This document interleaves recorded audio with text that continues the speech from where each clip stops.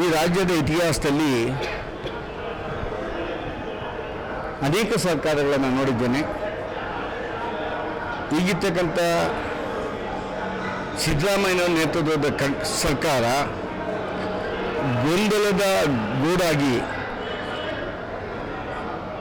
ಮುಖ್ಯಮಂತ್ರಿಯ ಕುರ್ಚಿಗಾಗಿ ರಾಜ್ಯದ ಕಾಂಗ್ರೆಸ್ ಪಕ್ಷದ ಅಧ್ಯಕ್ಷರು ಮತ್ತು ಈ ರಾಜ್ಯದ ಮುಖ್ಯಮಂತ್ರಿಗಳು ಬೀದಿಯಲ್ಲಿ ಬರೆದಾಡಿಕೊಂಡು ಆಡಳಿತ ವ್ಯವಸ್ಥೆಯನ್ನು ಧಿಕ್ಕರಿಸಿ ರಾಜ್ಯದ ಜನತೆಯ ಸಮಸ್ಯೆಗಳಿಗೆ ಪರಿಹಾರವನ್ನು ಹುಡುಕದೆ ರಾಜ್ಯದ ಆಡಳಿತವನ್ನೇ ದಿಕ್ತಪ್ಪಿಸಿ 1000 ದಿನಗಳ ಆಡಳಿತದ ಆಚರಣೆ ಮಾಡ್ತಾರೆ ಅಂತ ಹೇಳಿದ್ರೆ ಬಹುಶಃ ಈ ರಾಜ್ಯದ ಜನ ನಿರಾಸೆಗೆ ಒಳಗಾಗಿದ್ದಾರೆ. ರಾಜ್ಯದ ಜನ ಅಂತ ಹೇಳಿದ್ರೆ ಖಂಡಿತವಾಗ್ಲೂ ಬಹುಶಃ ಯಾವ ಚುನಾವಣೆ ಬರ್ತದೆ ಅಂತ ಕಾಯ್ತಾ ಇದ್ದಾರೆ. ನಮ್ಮ ಬಾಗಿಲಿಗೆ ಈ 135-36 ಸ್ಥಾನಗಳು ಪಡೆದಂಥ ಕಾಂಗ್ರೆಸ್ ರಾಜ್ಯದ ಜನತೆಯ ಹಿತಾಸಕ್ತಿಯನ್ನು ಮರೆತು ಕುರ್ಚಿಗಾಗಿ ಭ್ರಷ್ಟಾಚಾರದಲ್ಲಿ ಮುಳುಗಿ ಪ್ರತಿನಿತ್ಯ ಎಲ್ಲಿ ಬೆಲೆ ಏರಿಕೆಯನ್ನು ಮಾಡ್ಬೋದು, ಎಲ್ಲಿ ಭ್ರಷ್ಟಾಚಾರ ಮಾಡ್ಬೋದು, ಯಾವ ನಿಗಮವನ್ನು ಮುಳಿಸ್ಬೋದು, ಈ ಕುರ್ಚಿಗಾಗಿ ಏನೆಲ್ಲ ರಾಜಕೀಯ ತಂತ್ರಗಾರಿಕೆಯನ್ನು ಭವಿಷ್ಯದ ರಾಜಕೀಯ ವ್ಯವಸ್ಥೆಗೆ ಸುಸಂಸ್ಕೃತ ರಾಜಕಾರಣ ಮಾಡೋದಕ್ಕೆ ಯಾರೂ ಪ್ರವೇಶನೇ ಮಾಡ್ಬೋದು. ಆ ರೀತಿ ವಾತಾವರಣ ನಿರ್ಮಾಣದಲ್ಲಿ ನಿಸ್ಸಿಗರು ಕಾಂಗ್ರೆಸ್ ಅವರು ಸಿದ್ದರಾಮಯ್ಯರು ಡಿ ಕೆ ಶಿವಕುಮಾರ್ ಅದನ್ನು ಇವರ 1000 ವರ್ಷದ ಸಾಧನೆ.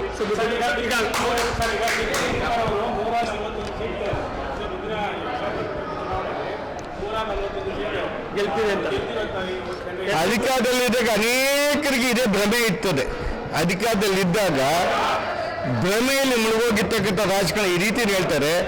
ಯಾರೋ ಜನರ ಹೃದಯಕ್ಕೆ ಹತ್ತಿರವಾಗುವುದಿಲ್ಲ, ಯಾರೋ ಆಡಳಿತದಲ್ಲಿ ಪಾರದರ್ಶಕತೆ ತೋರಿಸೋದಿಲ್ಲ, ಯಾರೋ ಅಭಿವೃದ್ಧಿಗೆ ತನ್ನ ಬದ್ಧತೆಯನ್ನು ತೋರಿಸೋದಿಲ್ಲ. ಇವತ್ತು ಇಂದಿನ ಮೂರ್ಖ ಚುನಾವಣಾ ರಾಜಕಾರಣ ನಡೆಯೋದಿಲ್ಲ. ಪ್ರಜ್ಞಾವಂತರು ಇದ್ದರೆ ರಾಜ್ಯದ ಜನತೆ ಮತ್ತು ಜನತೆ ಮತದಾರರು ಖಂಡಿತವಾಗ್ಲೂ ಈ ರಾಜ್ಯದ ಮತದಾರರ ಮೇಲೆ ನನಗೆ ವಿಶ್ವಾಸ ಇದೆ. ಅದು ಪದೇ ಪದೇ ಅನೇಕ ಈ ದೇಶದ ರಾಜ್ಯದ ಚುನಾವಣೆಗಳಲ್ಲಿ ತೋರಿಸ್ತಾ ಇದ್ದಾರೆ.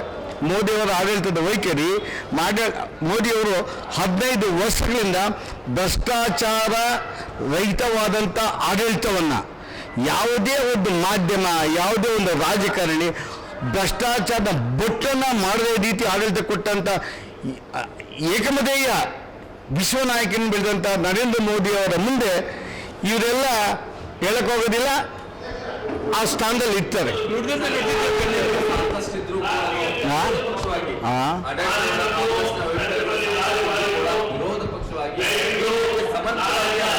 ಅಲ್ಲ, ತಮ್ಮ ಮಾಧ್ಯಮದವರು ಇತ್ತೀಚೆಗೆ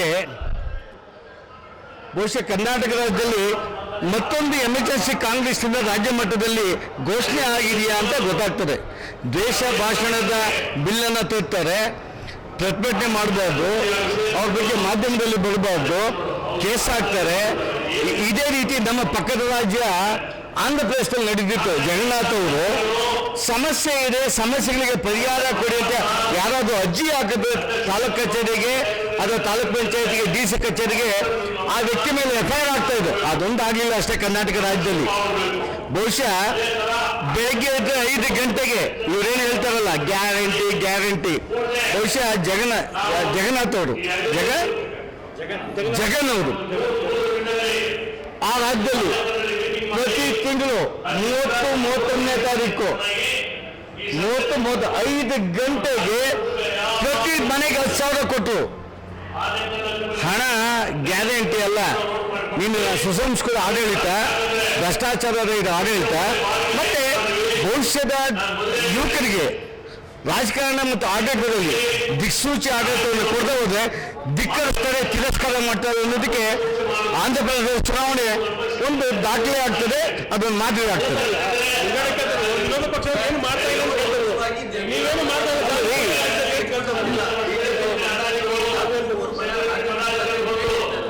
ಅಲ್ಲಲ್ಲ, ನಾವು ಇನ್ನಷ್ಟು ಶಕ್ತಿಯುತವಾಗಿ ಕರ್ನಾಟಕ ರಾಜ್ಯದಲ್ಲಿ ವಿರೋಧ ಪಕ್ಷವಾಗಿ ಕೆಲಸ ಮಾಡಬೇಕಾಗಿತ್ತು.